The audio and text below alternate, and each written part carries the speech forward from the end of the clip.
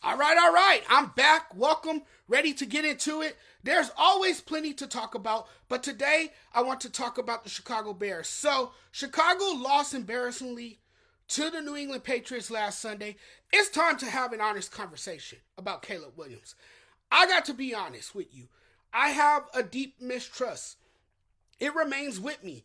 I feel the same way about Caleb Williams, the same way I felt about him before he was selected to be the number one overall pick in the NFL draft. First of all, I felt the Bears, excuse me, should have picked Jaden Daniels over Caleb Williams.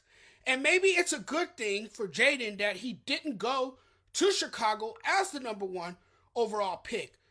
Like, you know what I can't stand about the Chicago Bears is that they don't protect the quarterback. They never have. The most important player on your roster is the quarterback, and the Bears never do their part to take care of the quarterback.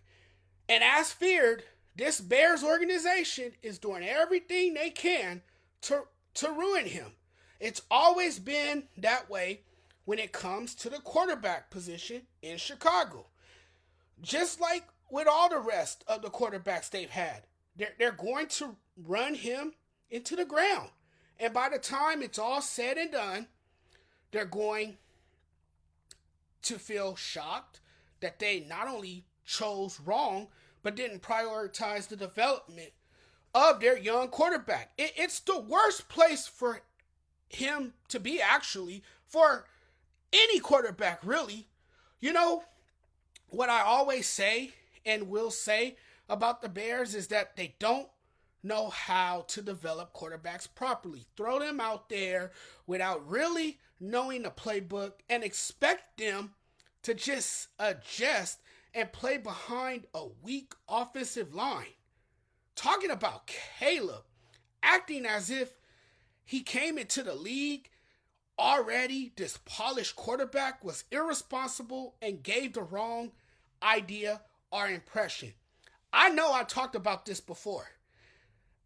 Anyone that paid attention to him at USC knew he held on to the ball too long. He doesn't step into his throws, and a lot of them come up short as a result. And you know, what it is with him is he's holding the ball too long on dropbacks and comes off his first read frequently when open, trying to freestyle and make plays. You don't always have to look for the perfect pass. I hope he understands health-wise he will not last the entire season doing this. He's already taking too many hits. Get rid of it or run. And the fact that you landed on a Bears team, the offensive line isn't great but serviceable. The offensive coordinator got fired. That's even more challenging and burdensome. When you have an O-line that can't protect the quarterback and a rookie quarterback who is playing tentative, and then you have a coach who is not offensive savvy and really can't help with the development, that's a sign of a bad organization, bad coaching, and a bad quarterback. This was a humiliating loss. Losing to the Patriots? Last weekend, I was looking at it going, well, it's like always, a Chicago team that doesn't really have a development plan laid out to turn Caleb Williams into a franchise quarterback. This was the game. You know Williams wasn't your franchise guy. They're turning this quarterback into nothing. That's not going to help him, nor will it help the perception of him. I was screaming this before the season started, and everyone was acting like he was unblemished in college. He wasn't. He wasn't. Correctable? Sure. A first rounder? No. Potential to be great? I don't see it. It's shocking how analysts loved a guy who didn't even have much success in college in terms of winning meaningful games. Now you lose to a bad team and a guy who got drafted after you. I'm not buying into the rampant Caleb Williams hype. I never did. He was never ready for the NFL. That was a bad loss they had last Sunday. You got people saying his awareness is on insane levels. You know, he has a terrible O-line, all while dealing with the environment, the culture and coaching issues we're finding out about. I'm listening to people say he's already mastering the art of progressions. Well, he's not turning over the ball, so that must make him a pretty good quarterback. No. This is no longer, well, he's only a rookie. He's going to have growing pains. He's still learning and adapting. I'm not at all confident he's their guy in the future. And I've always felt that way since he arrived to Chicago. This team can't beat anybody playing like this. This is what I've been saying about Caleb Williams. There is no reason why fans should look at this Bears team and say they're a competitive team in playoff contention, in the hunt. Good Lord, they are literally a dumpster fire.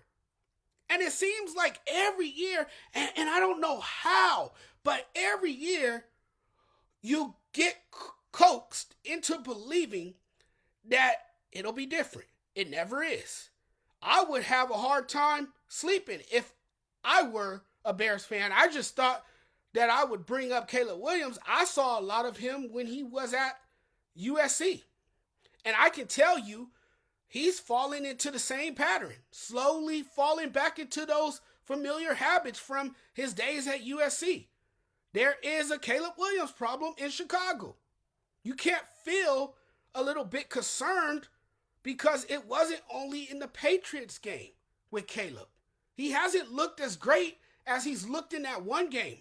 I can't remember who it was against, but in that particular game, Caleb did show flashes, but he's missed wide open receivers. I feel like he's trying too hard to avoid mistakes, and then he's getting sacked too many times, taking his team out of field goal range.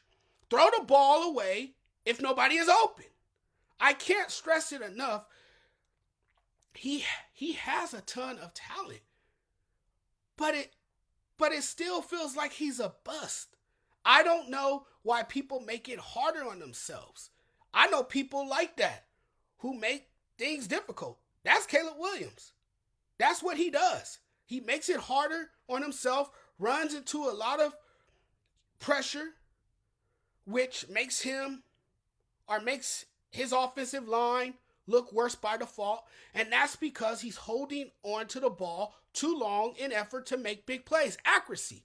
His accuracy has been an issue all season. A bit of a surprise after his precision was his hallmark at USC. And I was just saying this to somebody that this is the kind of stuff that can lose you football games. I mean, you have a rookie quarterback that you can't rely on. And sure, he's going to have his growing pains and everything. After that loss on Sunday, you can clearly point to the offensive woes, particularly at quarterback. You have a quarterback that isn't even close on those throws. He does make that something that can lose you playoff games. And that's the one thing I fear, because this is a pretty true statement. And this is the main reason people see him as a bust, is that too many teams fail at identifying potential quarterbacks, and then once they get them in the building, they aren't equipped to develop them. They don't train properly. They develop bad habits and struggle. Then they fire the head coach. The quarterback shows no improvement. Bust becomes his label, and the organization starts over. It's a repeated cycle. I believe 95% of busts just end up in bad situations with terrible player development. I don't think it's too early to call Caleb a bust. And you got to wonder, how much is it him and how much is it bad coaching? But if he's really that good, like people say he is, it definitely didn't show last Sunday. And like I said, I never thought this would work, but he's surprisingly bad. Slow to get rid of the ball, inaccurate, not willing to run to make plays, nowhere near as athletic as he once was. This team, I felt, was cooked from the start. So yeah, Caleb, from what I'm seeing, is showing early signs of being a bust. His mechanical flaws are glaring. He's terrified in the pocket, gun shy. You cannot compete in the NFL with that type of quarterback play. That's what bad coaching can do to a quarterback that has the tools but don't have the right coaching that reinforces the mindset that develops you. One of the things you've heard about Caleb Williams in college, especially being here in Los Angeles, was, as sensational as he is, the one criticism during his Heisman campaign and last season particularly was that maybe a couple of things. One is that he holds the ball too long. I think that was well documented earlier in this video.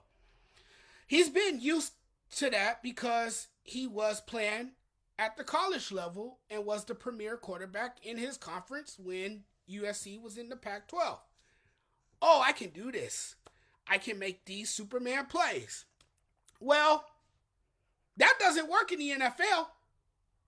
But he's like the other Chicago quarterbacks who have come and gone in a lot of ways, and I just don't see him getting better or being the answer. You start getting sacked, taking a beating every week, and when that happens, you lose your edge, and you start losing your confidence. That was a guy who had no confidence on Sunday. I mean, you could tell on his face, and he was struggling with his mechanics, and the more he tried to correct it, they were still there.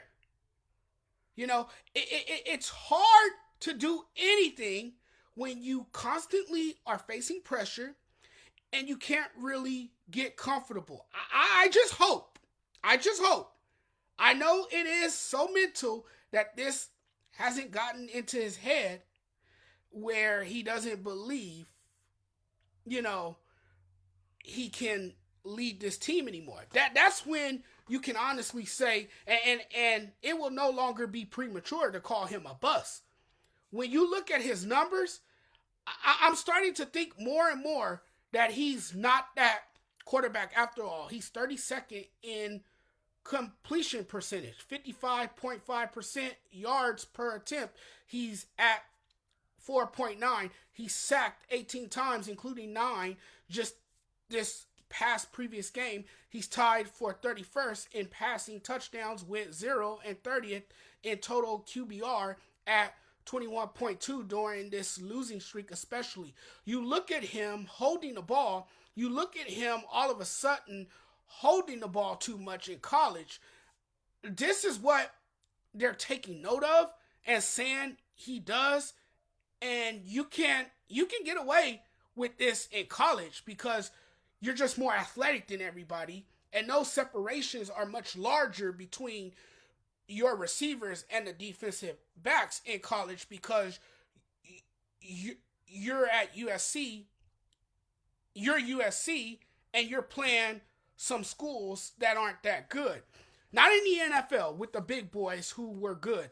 The other thing is, you remember hearing this about him, like he doesn't necessarily get along with the guys, kind of a different guy. He's kind of a different dude in terms of leadership ability. And to me, that's what comes to mind, that his teammates don't trust him enough to be a leader. To me, this screams leadership, locker room issues.